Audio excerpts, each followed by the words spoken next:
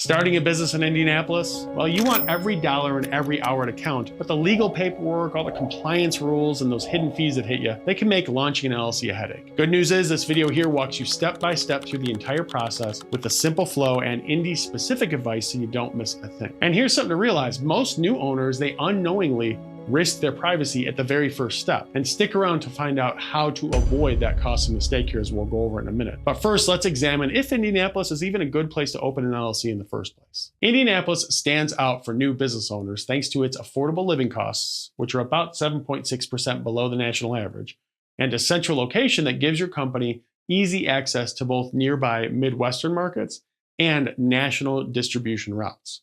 With a booming tech scene, reputable universities, and strong support for small business startups, Indy's economy is growing faster than the rest of Indiana, with major national corporations and vibrant local resources.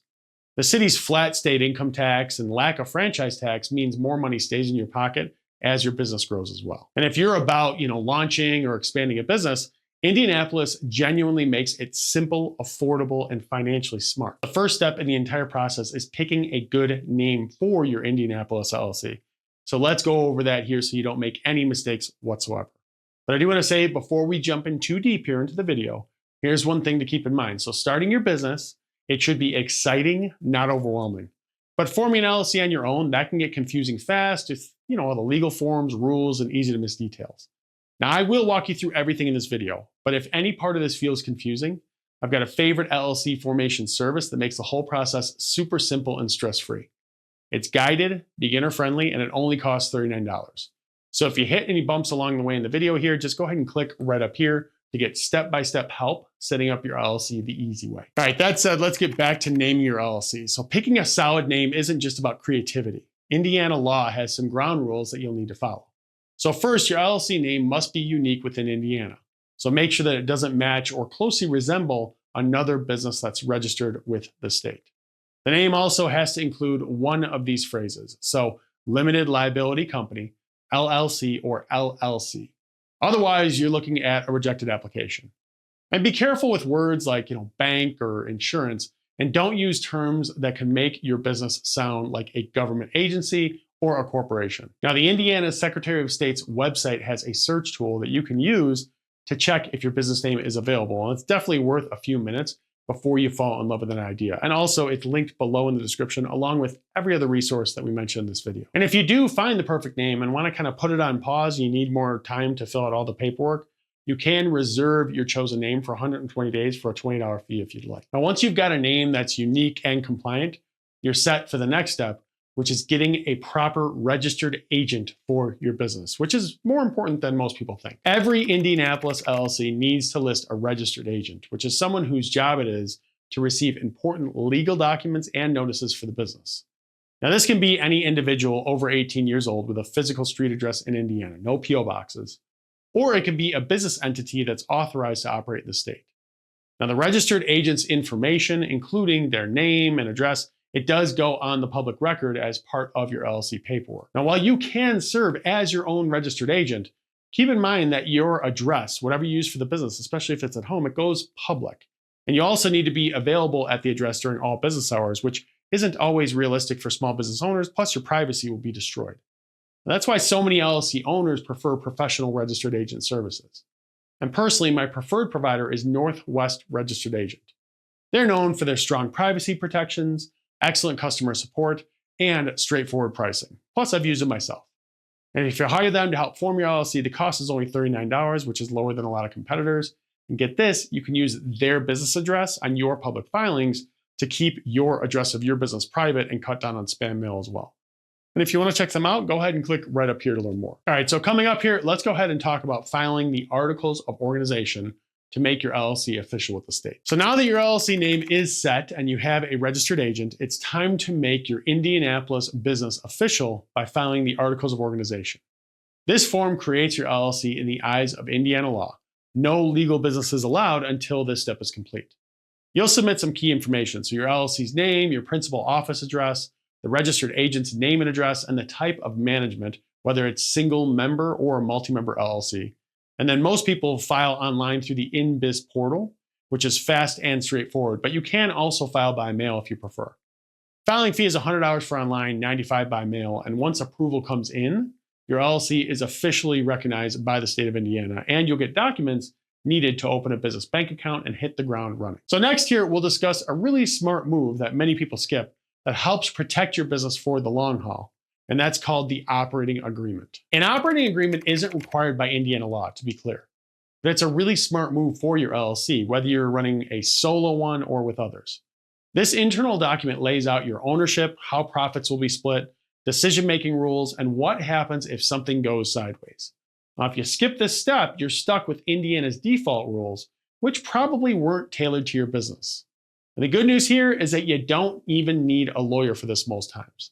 You can grab easy online templates or use an AI platform to generate one that covers all bases. From there, all members should sign it, and it basically stops all those arguments in the future that could happen from ever happening at all. Now, next up here, we're going to focus on giving your business a financial identity in the eyes of the IRS, and that's by getting your own EIN. So after your articles of organization are approved, the next step is to get your employer identification number, or EIN, from the IRS. This is basically your business's social security number. It's what you'll use to open a business bank account, handle taxes, and hire employees. And the good news is that it's fast and it's free, and you can apply online in about 15 minutes. And from there, you'll get your EIN instantly once approved. Now, the key here is to make sure that your LLC is officially approved by the state and formed before you apply, or you might have to redo the paperwork. Even if you're the only owner and have no employees, getting an EIN, it is smart for privacy and credibility as well. Now, next here, we're going to go ahead and cover how to stay compliant with taxes and permits in Indianapolis, which can get a little bit confusing. Keeping your Indianapolis LLC in good standing means more than just forming it, right? You've got to stay on top of licenses and permits. The good news is that Indiana doesn't require a general state business license, so your LLC won't need one just to exist. However, depending on what your business does and where it's located, you may need specific licenses or permits at the city or county level, especially in Marion County, which includes Indianapolis.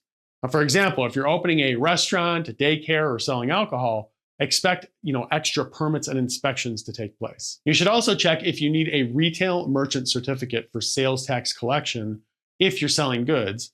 And this is common and costs about $25, and it's valid as long as you operate. And the best place to start is the Indianapolis Department of Business and Neighborhood Services, as they handle the local licensing and inspections. And if you're unsure, just reach out to the city or county offices or get help from a service that researches licenses for you. Now, staying on top of these requirements, that does keep your business legal, avoids penalties, and builds trust with customers.